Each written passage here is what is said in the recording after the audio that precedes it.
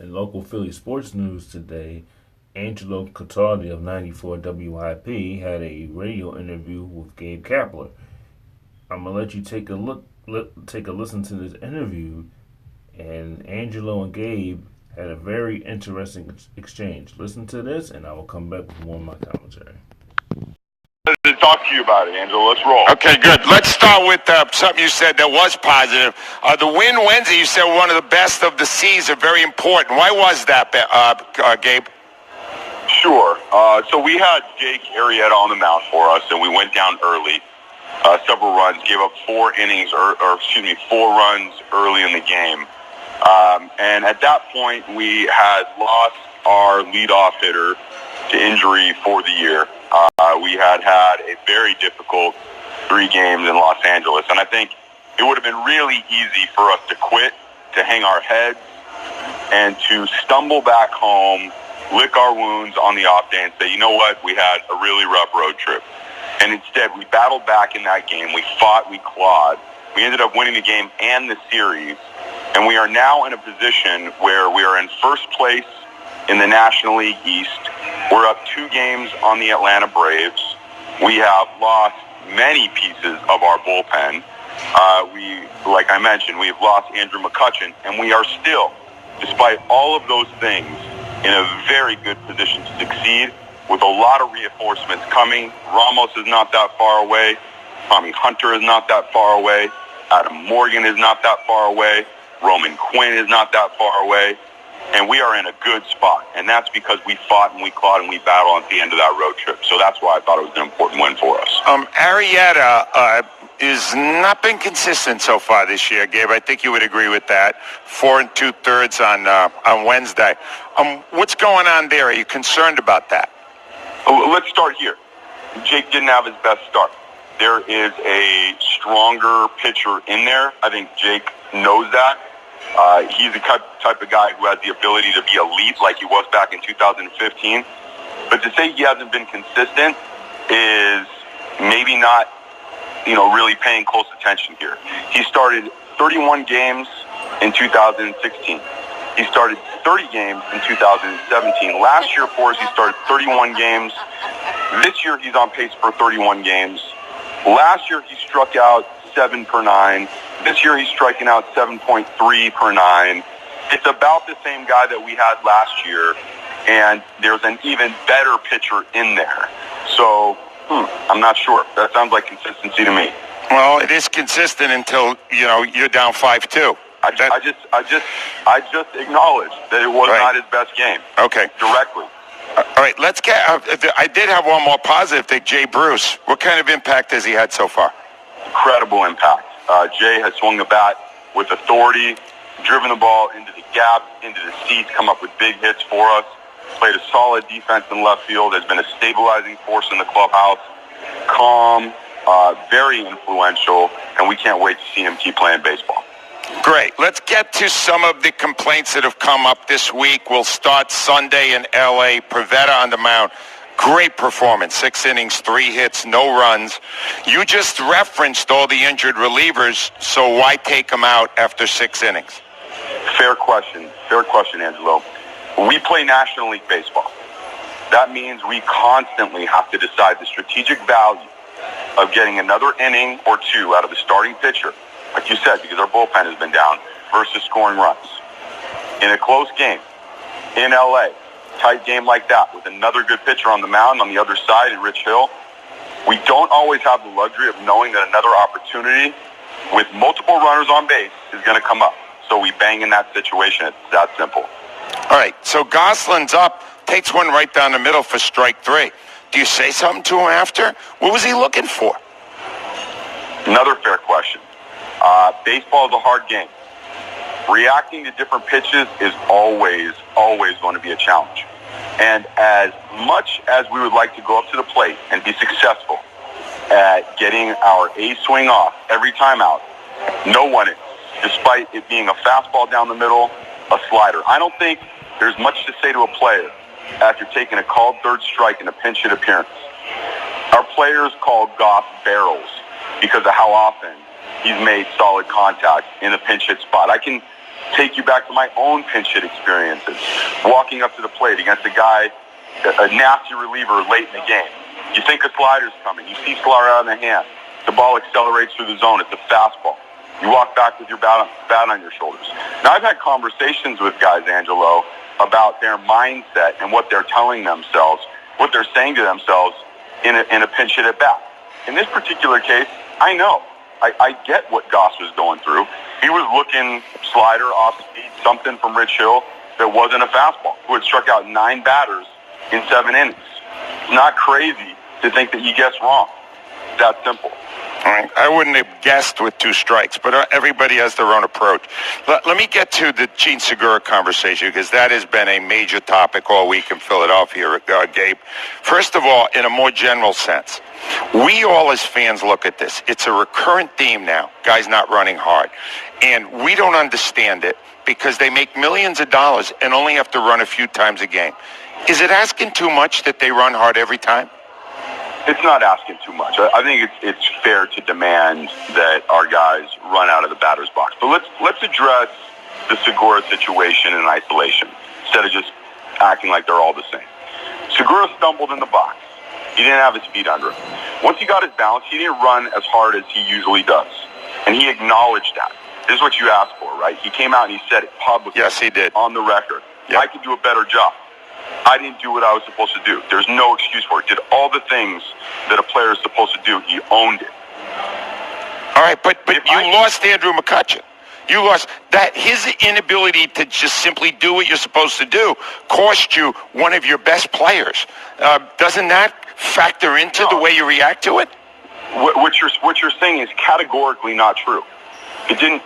Andrew McCutchen did not get hurt because Gene Segura did not run out of the batter's box. What you're saying is just not true. He got hurt because he got in a rundown. He planted his knee wrong, and his knee gave out. There would have been no rundown. There would have been no rundown. There's 1,000 things in the game that led up to that moment that could have changed, variables that could have changed, that there would have been no rundown. Gabe, and if he ran, if you want to go back, Kinsler wouldn't have dropped the ball. Hold on. Yeah. Hold on. You want to go back to every other pitch? Right. What if there was a strike called earlier in the game that should have been a ball that changed the outcome of that at bat?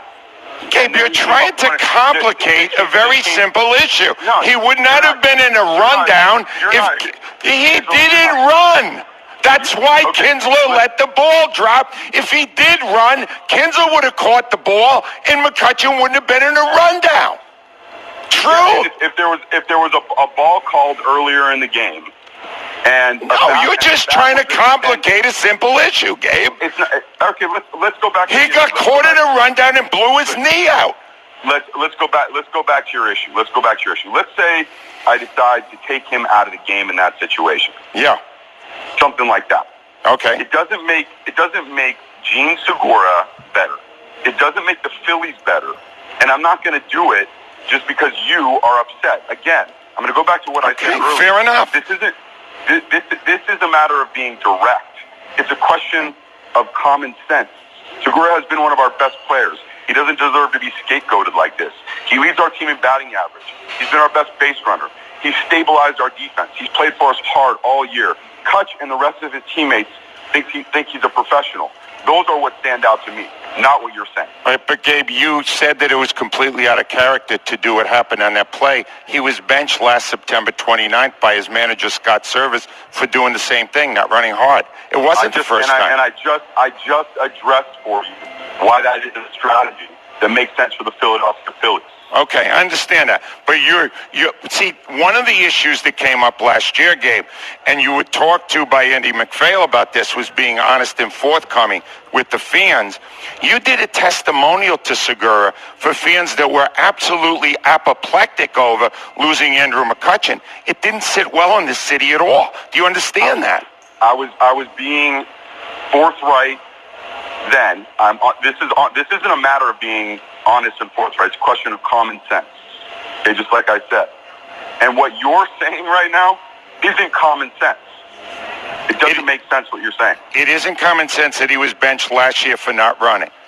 No, it isn't. It doesn't make sense that he should be scapegoated or that we should take him out of that game because of all the reasons I just articulated to you and laid out very clearly. You are not holding. Let me make one of our best base runners. He stabilized our defense. He's played hard for us all year. And Kutch, all of us think he's a professional. All right, but you understand, I don't consider it scapegoating when you lost your best player because he didn't run. You're not even acknowledging that. You're not even acknowledging that him not running led to the injury to McCutchen. You honestly don't see 1 and 1 equaling 2? I absolutely do not see 1 and 1. Wow, that's amazing. I see. Yeah, no. What I see happen, like I said, Kutch stumbled out of the box. He didn't have his feet under him. Once he got his balance, he wasn't able to run as hard as he usually does. He acknowledged that, and talking about acknowledgement, I'm acknowledging that. Okay. He can do a better job running out of the batter's box. Right. Also acknowledging that our center fielder at the time, our leadoff hitter, got hurt in a major way, and that sucks. I'm saying it's not Segura's fault. And to say that it is absolutely irresponsible. Oh, it is? Well, then you better tell the whole city because everybody thinks that was the reason. Angelo, you don't speak for the whole city. I talk to a hell of a lot more fans than you do. You talk to the guys that call in, the men and women that call in. And the ones that email me, and the ones that are on Twitter, and all the other people. Are you trying to tell me you're more plugged into this city than I am? Is that what you're going to say? You've been on the West Coast for a week, Gabe. I'll tell you this. What you're plugged into are the people that call in to your show, not all of the fans of Philadelphia like you represent. Yeah. We actually polled this question, and 85% of the people said that Segura should have been held accountable far more than you did. So that's over 6,000 people. That's not enough either for you, Gabe. How many do you need before you realize that you're actually not in tandem with what's going on in your own city? Your sample, the sample that you're drawing from, too small. Is a very specific sample. Too small. All right, okay. One last thing. Would you do anything differently about this week, Gabe? If you had to do it all over again. I think the one thing that I would do differently is probably. I may have handled this show a little bit different. I think I got a little bit frustrated with you. I am very frustrated with you. Okay. And I might have handled the show different. Otherwise, I'd have to go back and look at everything in isolation. But right now, pretty perturbed. I think you didn't handle the show in a fair and reasonable way. Okay. And that's probably the thing I'm most disappointed in, is the way you handled the show. Well, I'm disappointed in some of the answers, so I guess we're equal on that. Gabe, sounds good. Look forward to next week, Angelo. This is going to be fun. I'm counting the days. Thank you, Gabe. Take care, bud. Now, as sports talk radio hosts and sports talk radio journalists, I understand that it is the job to get the best ratings possible, to get ratings. But this interview, to me, it was a joke because the man had an agenda.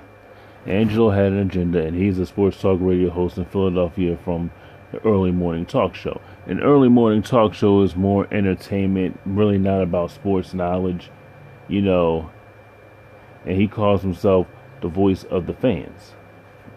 Now,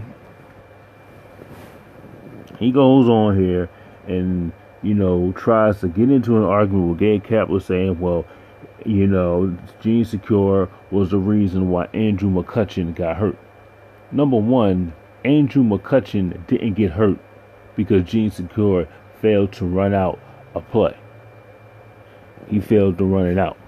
Okay, that was not his fault. Yeah, now should he have ran the ball out? Yes, but I'm not going to sit here and blame him for an injury that he never physically touched him. It was just he ran the wrong way. He got caught up. His legs got caught up from under him. It could have happened on either play. But this guy went ahead, and his whole point was to grill him and try to talk down to him, saying, well, you don't know the fans like I do because I talk to the fans. You are on the air 4 hours a day, and you talk to certain people because you have your people that call your show, because normally the other hosts, they're not as wacky as the morning show. And to get on there and try to one up this man and try to, embarrass this man is wrong. then you know he's not going to throw his players under a bus. Now, do I agree with everything this Gabe Kapler has done? No, I don't agree with everything he does. But to sit here and try to tell him or try to school him like you don't speak for all the fans, no, you don't speak for everybody. Okay, he don't speak for me. I make my own decisions. I don't need somebody to speak for you. And he has had a history. Okay, he has bashed Deshaun Jackson. He has bashed Shady McCoy. If Abdul Herrera gets in trouble, he will really go after him. He's going after Vic. He's going after a lot of, the black players. Now now people say, "Oh, you saying he's racist?" I didn't say that. But this is just a pattern. Okay?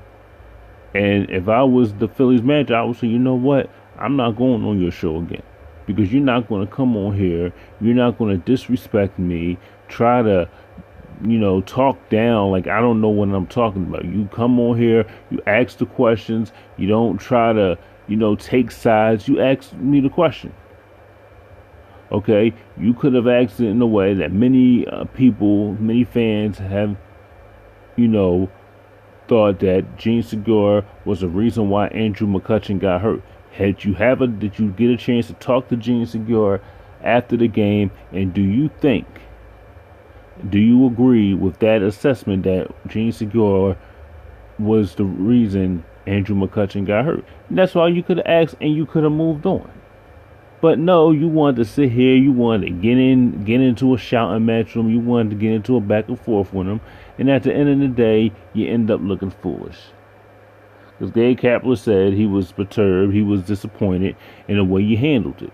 Because you had an agenda all the way from the point you did that interview. You had an agenda. And if that was me, I would never go on your show again. And if I was to go on your show, we're going to establish some ground rules. You can ask me anything you want. But you're not going to sit here and try to embarrass me or try to, attack me because I'm not going to throw a player under the bus. No. Okay. And he's always been about shock radio, having hot takes. Come on. It's wrong. But let me know what you think about this. Please like the video, comment, and subscribe.